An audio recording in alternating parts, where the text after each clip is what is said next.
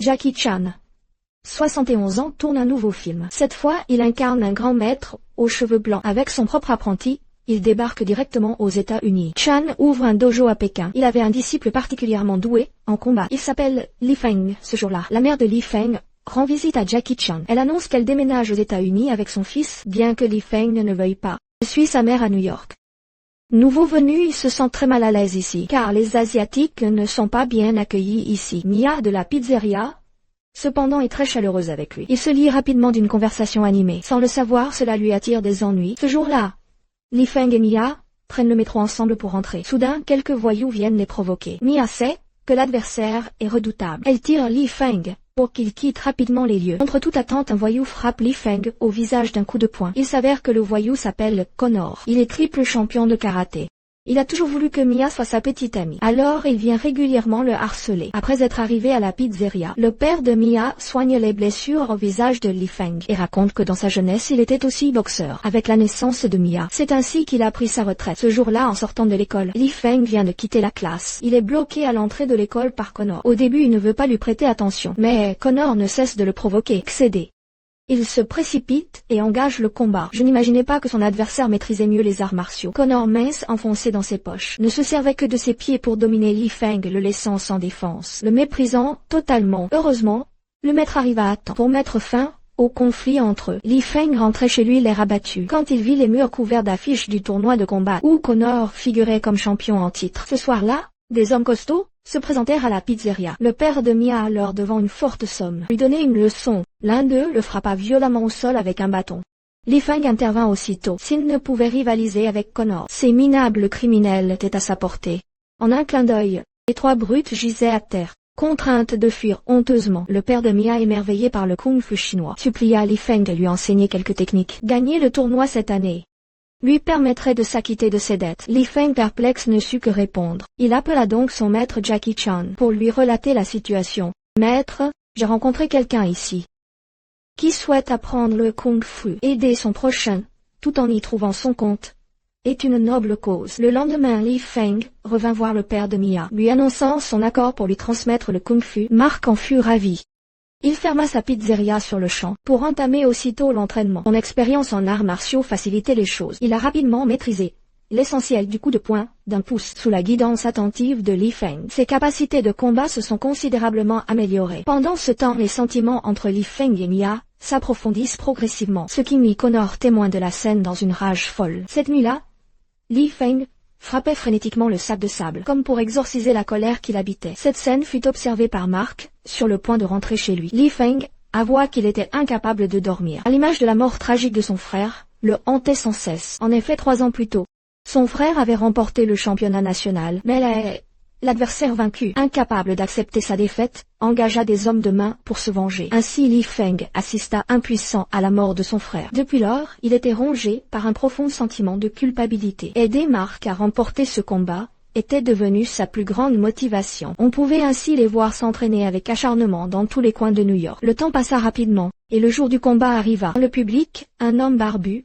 le créancier de Marc, observait. Au son de la cloche annonçant le début du combat, l'affrontement entre ces deux hommes débuta officiellement. Marc manœuvrait avec agilité sur le ring. Ses poings massifs désorientaient son adversaire. Enchaînant ses coups, il accula son adversaire dans un coin, manquant de mettre fin au combat dès le premier round. Voyant son protégé prendre l'avantage, le barbu dans le public échangea un regard complice. L'adversaire asséna un coup de coude à la tête de Marc, puis déchaîna une rafale de coups violents, laissant Marc à terre incapable de se relever.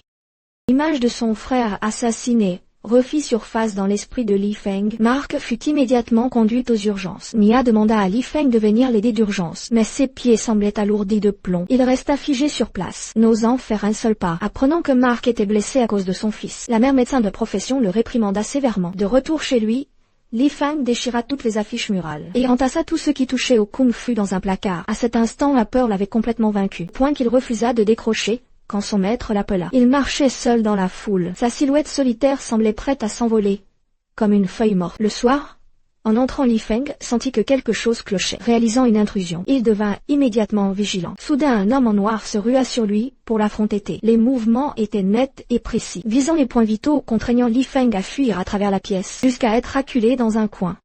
la mère de Li Feng, rentrait du travail. Voyant cela, Jackie Chan expliqua sa visite. Inquiet pour la sécurité de son disciple, il avait fait le long voyage depuis Pékin jusqu'à New York. Tôt le lendemain matin, Jackie Chan emmena Li Feng à l'hôpital. Bien que Mark fût hors de danger, Li Feng n'en éprouvait pas moins une profonde culpabilité, ignorant que Mark ne lui en voulait nullement. Jackie Chan sortit une affiche froissée de sa poche. Il s'agit précisément du tournoi annuel de karaté. En remportant le championnat, on peut obtenir une récompense substantielle. Pour cela, il s'est rendu spécialement au Japon. Il a rendu visite à son ami défunt Engineering. Son disciple LaRusso est un maître de karaté renommé. Chan espère qu'il pourra enseigner les arts martiaux à Li Feng avec lui. Son kung fu chinois associé au karaté suffit pour aider Li Feng à remporter le titre de cette compétition. Après son retour à New York, Jackie Chan a immédiatement soumis Li Feng à un entraînement rigoureux. Il l'emmenait s'entraîner sur le mannequin en bois dès 5 heures du matin chaque jour. Ses mouvements, bien qu'apparemment monotones, sont le moyen le plus efficace de renforcer les bases. Quand sa mère a appris cela, elle a manifesté son mécontentement. Chan a répondu qu'il n'enseignait pas le kung-fu à Li Feng pour le combat, mais pour lui inculquer un esprit de persévérance inébranlable. Pendant ce temps, Connor de son côté s'entraîne jour et nuit. Il est convaincu que, face à la force absolue, tout le reste est insignifiant. De plus, il est le champion en titre des 3 dernières éditions du tournoi de combat. Il est donc très confiant pour ce match.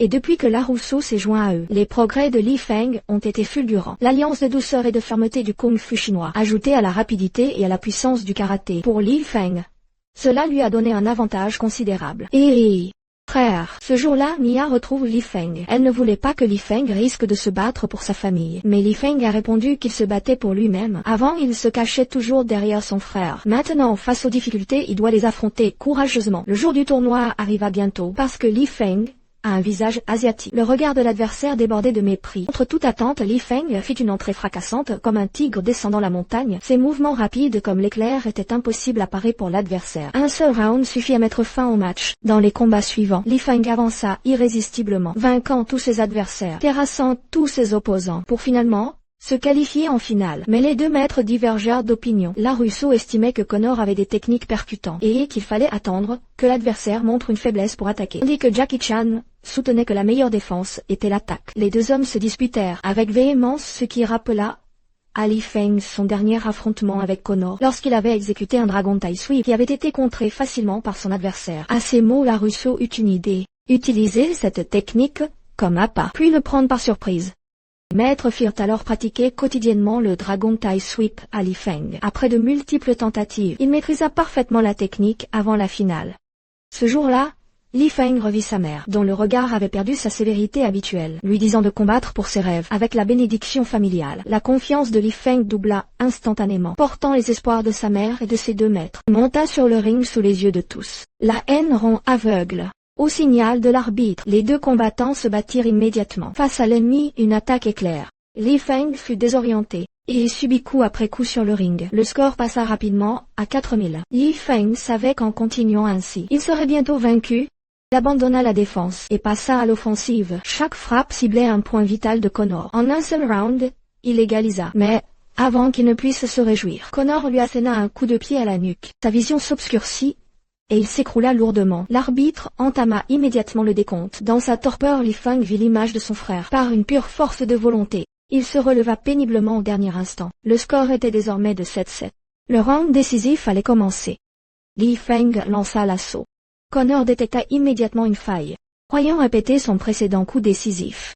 Il tomba dans le piège de Li Feng, qui le projeta au sol d'un coup précis. Victoire pour Li Feng. Mais, contre toute attente, Connor, mauvais perdant, porta une attaque sournoise. Li Feng répliqua par un balayage d'épaule, le projetant violemment au sol. La colère n'eut pas raison de sa sagesse. Il baissa finalement le poing,